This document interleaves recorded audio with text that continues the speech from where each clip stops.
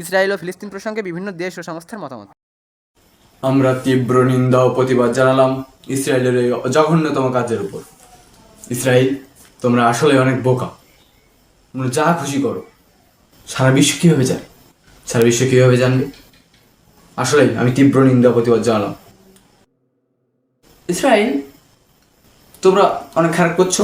তোমরা যুদ্ধ বন্ধ করে দাও, আর ফিলিস্তিন আমাদের দিয়ে দাও, কেননা ট্রাম্প তো আছেই। ইসরায়েল, ফিলিস্তিন যা খুশি করো, আমার যা আসে না।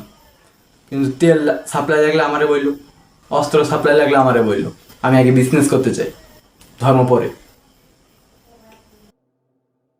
হাবিবি, ইসরায়েল হাবিবি, দুবাই বাদশার পক্ষ থেকে অভিনন্দন। বুকে এসো ভাই, বুকে এসো।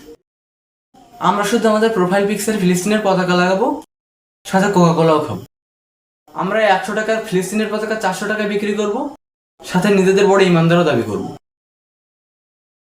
আমরা ফিলিস্তিনের হয়ে যুদ্ধে নামার অঙ্গীকার করব, কিন্তু আমরা ইসরায়েলের সকল পণ্য ইউজ করব।